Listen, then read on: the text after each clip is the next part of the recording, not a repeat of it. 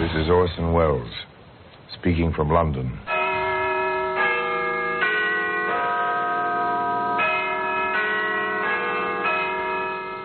The Black Museum. Here, in a grim stone structure on the Thames, which houses Scotland Yard, there's a warehouse of homicide, where everyday objects, a simple glass, a piece of rope, a woman's handkerchief, all are touched by murder.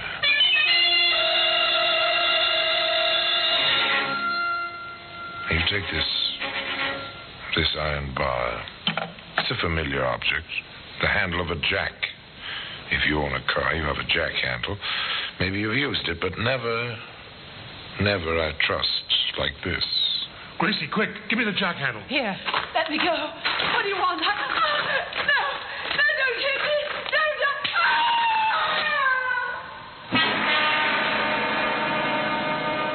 Today, you'll find that jack handle in the Black Museum.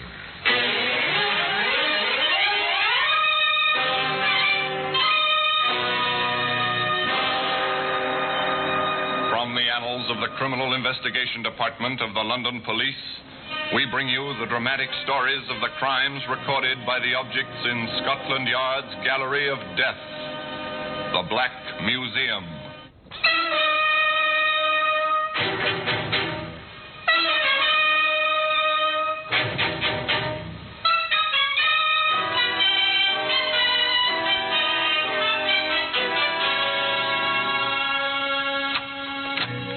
Here we are, the Black Museum.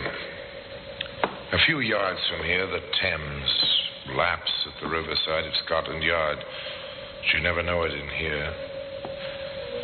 Not in this long, dim, stone-arched room. It's a kind of Mecca, a goal to be reached by students of crime and criminology the whole world over.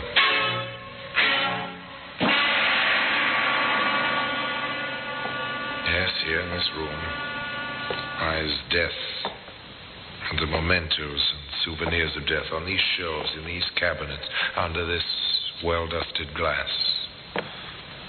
The weapons, the key clues of every homicide in which Scotland Yard has taken part for almost 100 years. Now here, in this case, the small white box. It's from Edinburgh. This death was in this box. Death by poison. The death of a too importunate lover. Now, this tiny pistol, it's oiled, it's in working order. A Derringer, it's called. The killer wore it up his sleeve. One morning at 8 o'clock, in the British tradition, the trap was sprung. The killer walked on thin air. The executioner received the customary £10. Now, here's something more familiar, a jack handle. It's intriguing. Once, according to the case book, yes, that's the story, a tale which begins innocently enough when London lived in the blackout, and many American men found their after-dark amusement in tiny, hole-in-the-wall cafes. Think of me always, though we're far apart. Keep a tender memory within. Well, look around. Small tables crowded together, not much light. Pretty stuffy. The blackout curtains, the double blackout door don't help the ventilation much. The girl singing is pretty in a tawdry sort of way, provocative in the manner of a cheap pin-up, but the two young men in the American uniforms don't seem to mind. How's about it, Tom? Not bad for a dive? Not too bad. 5 will get you 10. It's out of bounds. Yeah, not yet, son. Just opened. The MPs haven't cased the joint yet. Oh, good deal. Oh, nothing to worry about, kid. Well, who's worried? What can they do? 6 months in the stockade, maybe? That's okay with me. Apparently, at least one of these gentlemen is over the hill. Now, their interest has shifted, and quite naturally, of course. You think she has to sing for a living? It can't be much of a living. She's not too bad. Maybe she dates. You wouldn't know what to do about it if she does. Says who? That says me. What were you stateside, anyway? A parson's son or a school teacher? I worked in a bank. So what? I got along. I did all right. Hiding in the army? Hiding in the... Oh, maybe. Could be. I get it. Still water runs deep and all that stuff. Now, look, Teddy. What you don't know won't hurt you, see? That apply to Gracie? Gracie? You mean the babe? Well, who else? Grace Harwell, the London thrush, who don't sing half as good as she looks. You know her? Well, I met her a couple of times. You want to knock down? Well, why not? Now? Well, sure. Gracie, let's see your speed, son. You got a ringside seat. Well, Teddy, the Yank who thought he'd take Soho single-handed. Sit down, Gracie. What'll you have? My regular. Who's your friend? Oh, meet Private Tom Bennett, Gracie Harwell. Hi. Hello, soldier. Let me get your drink, Gracie. Faster that way. Hey, what about your ringside seat? I'll be back in time. That fast you can't work. Grace, Yes? how would you like to help me win a bet? Well, this is a new approach. Good.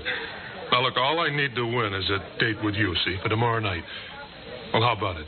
After the show? You on furlough? Maybe. Maybe not. I'll be in town tomorrow night. Got a car with petrol? No, but I will have. You say that like you meant it.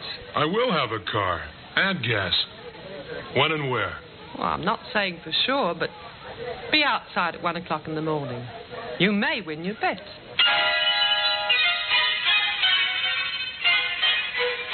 So they met. That was the beginning. Next morning, Tom was at the appointed place, complete with jeep and fuel. Hi, Gracie. Hello, soldier. Come on, climb aboard. Where'd you get it? Let's say I borrowed it. Shall we go? Why not? A boy, a girl, a jeep. In the London blackout without benefit of cherry planes and bombs. A time to relax, to make an impression on the girl. The former bank clerk made his play to the girl who sang club dates on the seamy side of London. It's too bad. No moon tonight. The moon means bombers. At this point, that's not too bad. Oh, that's silly. Oh, look, bombers mean there's a war on. No war, I wouldn't be here. Oh, what's good about that, being here? I could itemize. One, I met you. Let's leave it at that. You start early. That's the States. Don't waste time. You didn't waste time borrowing the Jeep. What's one Jeep, more or less? I worked in the carpool. I know my way around. You must. You went back to get the car. What are you getting at, sister? The car? It's out without a pass. So are you. Smart girl. I know my way around. Want to sell the Jeep? I know a fellow will give you a good price. No, I need it. What for? Business. What kind of... Look out! That bike! Gee, thanks. Oh, That's no place for a bike this time of night. Nor the girl on it. what kind of business? I have a small problem. Being out without a pass, I don't get paid. Oh. Money's necessary even in wartime. I had my ways back in L.A. Hmm? Los Angeles to you. But I need a car. You get it, Gracie? Now, if you'd like a small demonstration, we can begin. You know, a man boasts to a girl and decides to make good the boast. This very modern variation on that theme consisted of stopping the Jeep at the side of the road, cutting the engine, waiting. Half amused, half interested, the girl sat quietly as the soldier climbed out of the car and stationed himself in the shadows. Along the road came the bicycle, the girl on it pedaling swiftly, her thoughts 1,000 miles away. She drew alongside the parked, half-hidden Jeep.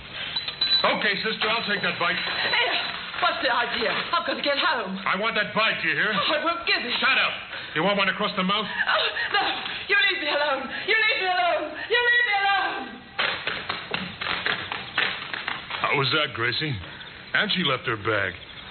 There ought to be enough left in it for a couple of beers. So that's the way you do it in L.A. Yeah. You're all right, Tommy. Only next time, let's crack it for more than the price of a couple of beers.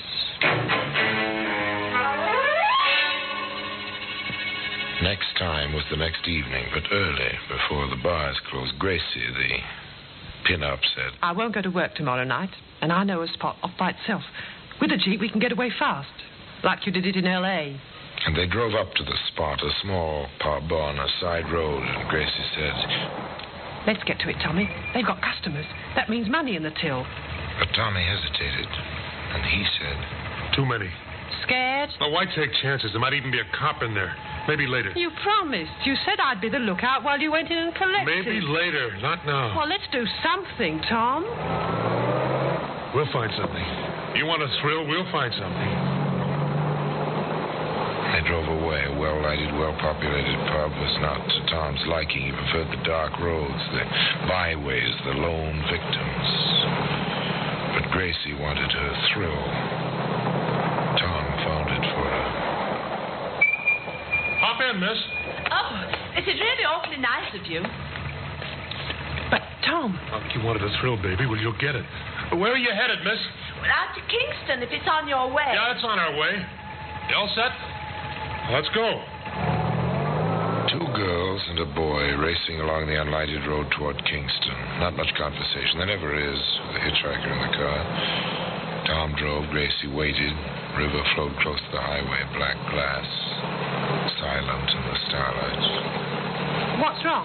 I think I have a flat. Oh, I didn't hear it. I said I think I have a flat. Oh, yes.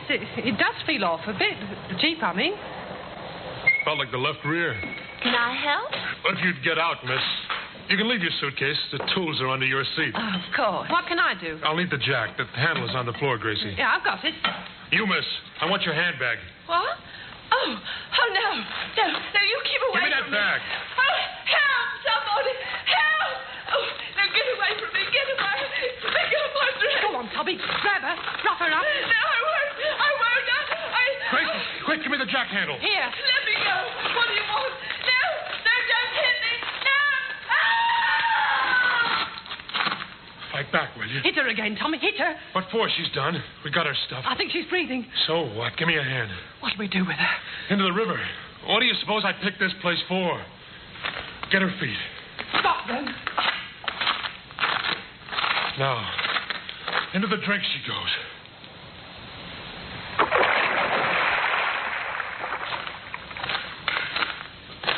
Oh, Tom.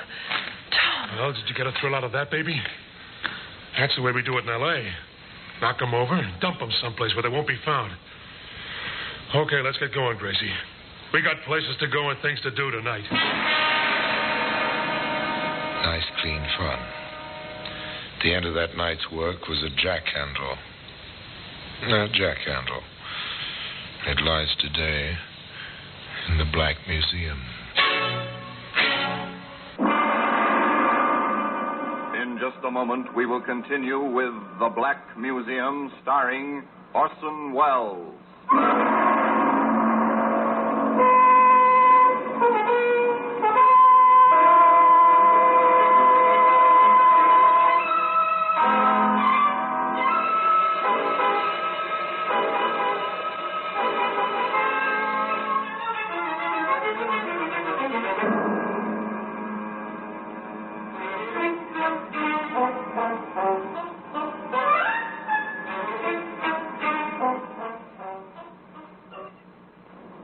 And now we continue with The Black Museum, starring Orson Welles.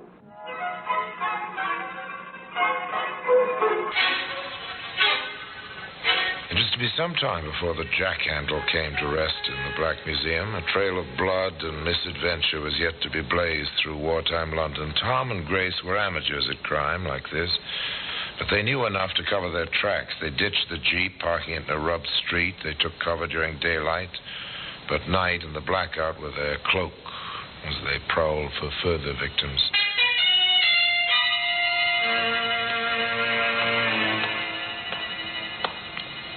I'm sick of walking. Does my lady want her limousine? I want to ride. Do you hear, Tommy boy? I hear.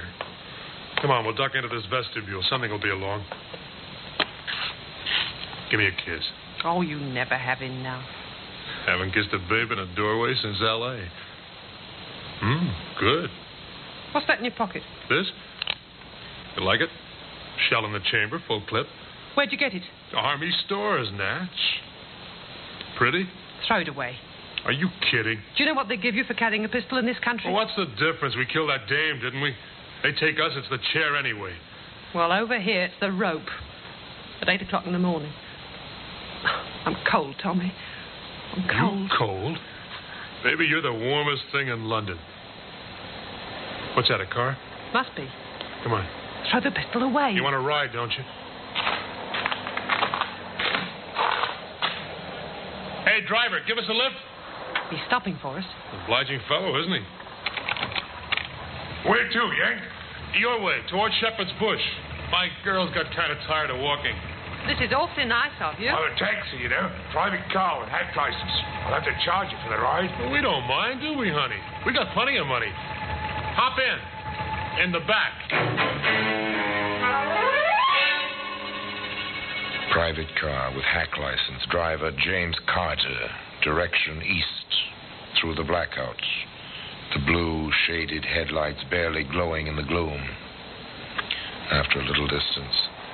Driver, we've changed our minds. How much would it cost me to go a little way further? Out as far as Shepherd's Bush. Driver Carter obliged. It was his job. Pick up passengers, deliver them through the blackout wherever they wanted to go for a price. A living of sorts. Driver Carter thought of it as a living. It's plenty deserted out here. The Jerrys did a thorough job out this way. It's near the docks, isn't it? I suppose so. That's a good place. Perfect. You think he's got any money? All right, driver, stop here. Yes, sir. Nothing here but the rubble. You heard me. Stop. You know what this is? Service pistol. You hold it, Gracie. Got it. And don't move, driver. She's got an itchy finger. You can have my wallet. Keep him covered, Gracie, while I open the front door. Give me back the gun. Hurry, Tom. All right, you, driver, get out. On this side. You can have a car, too. Just leave me alone. Gracie, did you ever see the hole a 45 makes in a man? No, Tommy. Never. No, don't! Big enough to put your fist through in the back where it came out. Let's toss him in the rubble. That'll do it. Now we can ride anywhere you want to go. It doesn't take much to kill a man. You pull the trigger. The firing pin strikes the cartridge. The powder explodes. And then the bit of lead tears into the man. That's all. Nothing left but a few chemicals, which once were living flesh. A few rags of clothing. Toss it into the rubble. Dust to dust.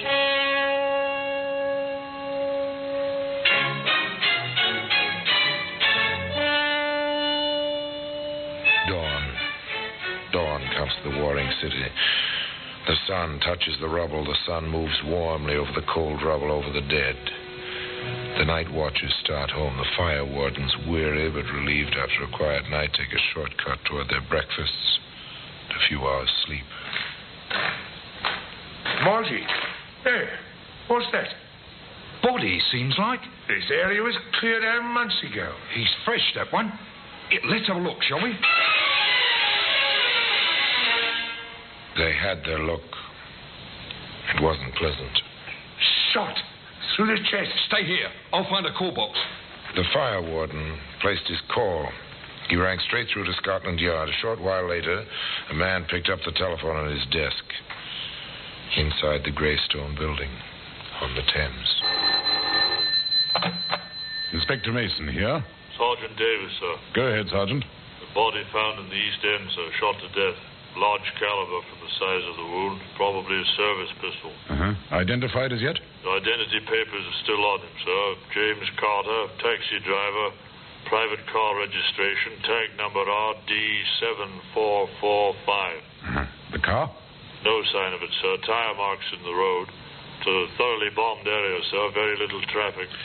Another one. Very well. Send out the usual teletype. Description of the car. You know, check for relations, friends of the deceased. Well, that's all we can do for now. Routine. The teletype to all police stations. The constables memorize the details while they go on patrol. London is a big, sprawling city. The blackout isn't any help. That's all for now.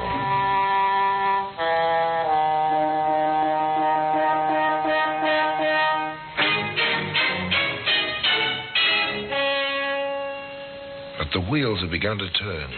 Routine, inexorable, never-ending. And so, another telephone call. Constable Gray, Inspector. Yes? Ladbroke Station. I believe I have the car that was posted this morning. Uh-huh. RD7445. Black sedan. It's parked in Bush Mews. Yeah? That's a dead end, sir. It's facing out. Oh, very good, Gray. Stand by. We'll be along shortly. A sharp-eyed constable on the blackout the parked car. Routine. Inexorable. Inevitable. Cut your engine, Sergeant. This'll do it. Yes, sir. Usual routine. If there's an attempt to drive out, turn on your headlights. The driver will be blinded. Very good, sir. Gray. Constable Gray. Yes, sir. Inspector Mason, CID. Anything yet? No, sir, not yet. There's a pinhole in the blackout curtain, second-story window of the house behind the car. There was a light up there. Mm-hmm. Nothing now. It went out a moment ago, sir. Take post behind the car, Gray. Accost anyone who approaches it. The area's covered. There'll be no escape. Yes, sir. The constable's footsteps fade and stop. Silence. Darkness. The trap is set. They wait. No movement, no sound. Not even the glow of a cigarette. Just darker shadows in the darkness. In the depths of the little mews, a door opens and closes. Footsteps briefly. 2 pairs of footsteps. The car door opens. Then Constable Gray calls out, Don't start the engine there. You're under arrest. Sergeant, your lights. Tommy, the coppers. They got us boxed. Gray, you won't take me. Hold him, Gray. Got him, son. You got nothing on me. Never mind that. It's my duty to inform you that you're under arrest. You'll be charged with murder. And I warn you that anything you say will be taken down in writing and may be used in evidence. You can't prove anything. Run the rule on him, Constable. Yes, sir. This, sir. Service pistol. Oh, good enough. Take them along. All right, you two. Don't touch me. I'll go along. He made me go with him. He threatened me with a pistol. He made me go along.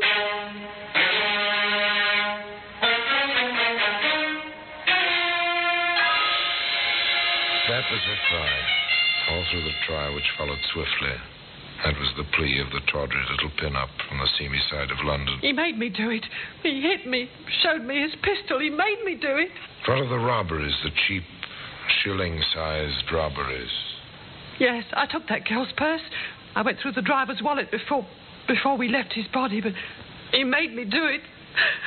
You've got to believe me. He made me do it. There were other far less hysterical witnesses, men who spoke with a calm certainty of truth. There was the ballistics expert.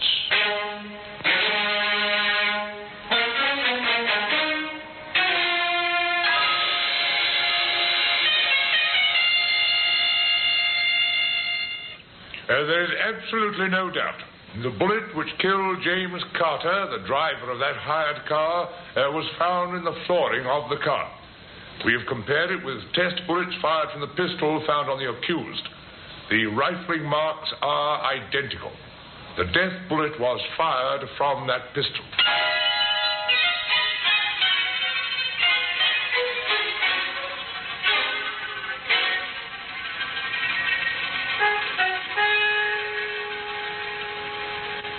Tom Bennett, accused of murder, wanted for desertion by the United States Army, former bank clerk.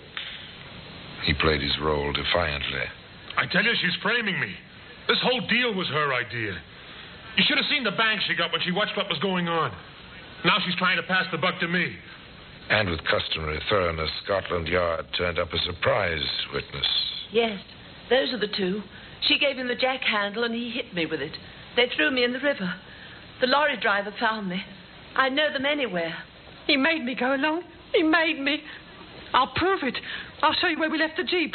The jack handle's still in it.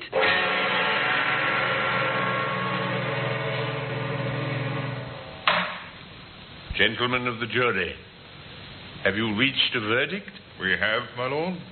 Let the prisoners face the jury. What is your verdict? We find both defendants guilty of murder and add a recommendation of mercy for the female prisoner.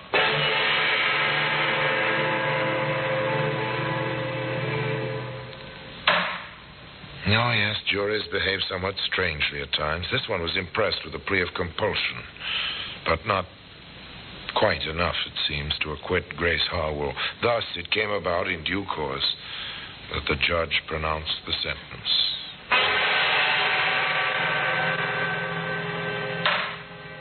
Thomas Bennett, you have been found guilty of murder. The sentence of the court is that you be hanged by the neck until you are dead. And then may the Lord have mercy on your soul.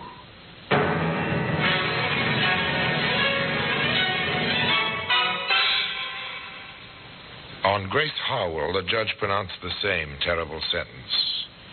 But the jury's recommendation for mercy led the Home Secretary to commute this to penal servitude for life. A lifetime for Grace Harwell to remember. He made me go along. He made me go along. No jack handle. It lies today in the Black Museum. So much for the story of Grace and Tom. Tom's life ended on the scaffold.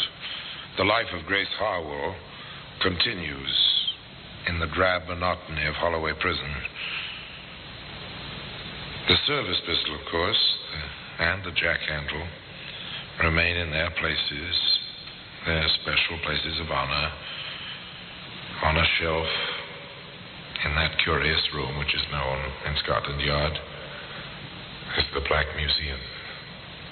And now, until next time, till we meet again in the same place, and I tell you another story of the Black Museum, I remain, as always, obediently yours.